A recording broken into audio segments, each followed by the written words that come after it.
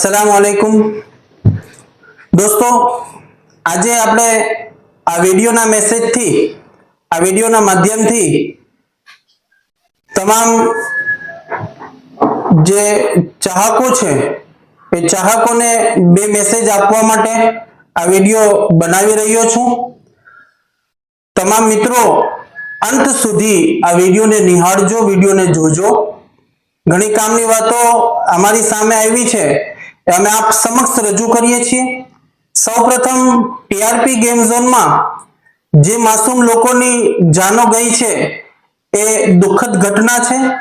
આજે પણ ભલે એની સ્યાહી સુખાઈ હોય પણ અમારા દિલોની અંદર એનો દુઃખ હજુ પણ છે કે ઘણા માસૂમ લોકો જે નોનિહાલ હતા, જેની હજી ઘણા માસૂમ એવા પણ હતા કે જેની જિંદગીની શરૂઆત હતી, જે જગતની અંદર દુનિયાની અંદર પગલા માંડવાના હતા, તેમની પણ જાનો હોમાઈ ગઈ છે। એમના માટે અમે દુઆ કરીએ છીએ, ઈશ્વર અલ્લાહથી પ્રાર્થના કરીએ છીએ કે તેમને શાંતિ મળે, તેમના પરિવારજનોને સુકૂન મળે, સબ્ર મળે, એના માટે દુઆ કરીએ છીએ। બીજી વાત કે હમણાં જ લોકસભા ઇલેક્શન પૂરું થયું, લગભગ 7 ચરણમાં આ ઇલેક્શન થયું। 40 થી 44 દિવસ સુધી ઇલેક્શનનો માહોલ પૂરા હિન્દુસ્તાનની અંદર, પૂરા ઇન્ડિયાની અંદર રહ્યો। આવતીકાલે 4 તારીખે એનું રિઝલ્ટ ડિક્લેર થવાનું છે। એ બાબતે મારે અમુક મુદ્દાઓ તમારી સામે રાખવા છે। મિત્રો, ભારત દેશ લોકશાહી દેશ છે। સૌપ્રથમ તો એ વાત કહીશ કે સરકાર કોઈ પણ પક્ષ બનાવે, પછી ભારતીય જનતા પાર્ટી બનાવે કે ઇન્ડિયા ગઠબંધન બનાવે, એનાથી અમને કોઈ મતલબ નથી। અમને મતલબ એટલો છે કે તમે જે સરકાર બનાવો છો એ સરકાર લઘુમતી સમાજની છે, એ સરકાર દલિત સમાજની છે, એ સરકાર આદિવાસી સમાજની છે અને ભારત દેશની અંદર રહેતા તમામ લોકોની એ સરકાર છે।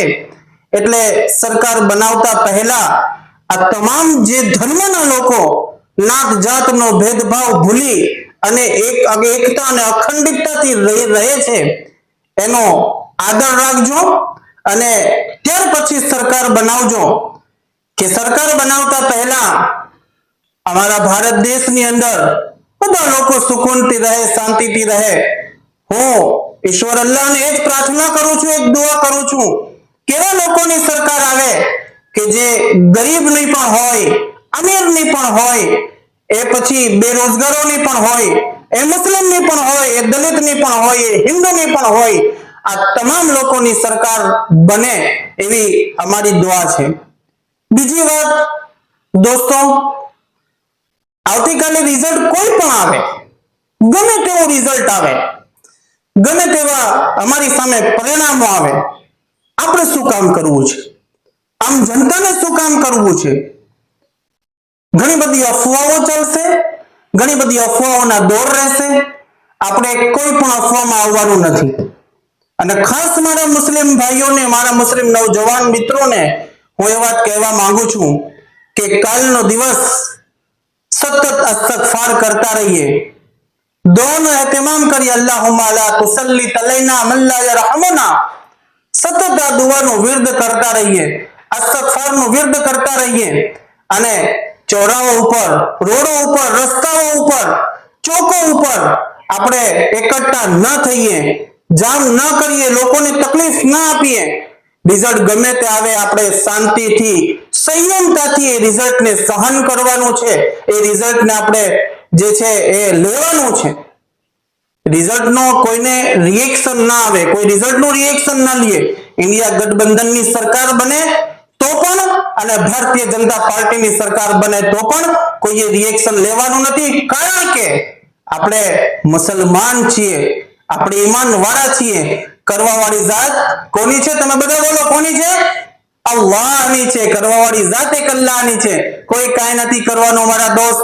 કોઈની વાતમાં ના આવતા અને કોઈની વાતમાં આવી અને કોઈ એવું પગલું ના ભરી બેસતા કે તમારી પાછળવાળા લોકોને હેરાન થવું પડે।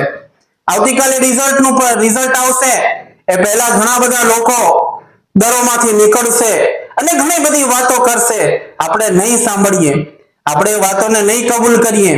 આપણે તો એ જોવું છે કે ભારત મારો દેશ છે, હું ભારતીય છું.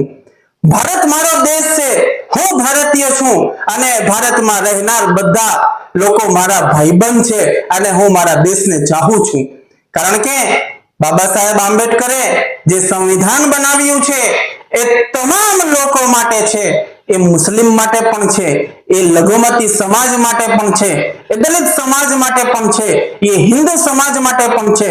એટલે કહ્યું છે કે હિન્દુ મુસ્લિમ શીખ ઈસાઈ आपस में हम भाई भाई, हिंदू मुस्लिम सिख ईसाई आपस में हम भाई भाई.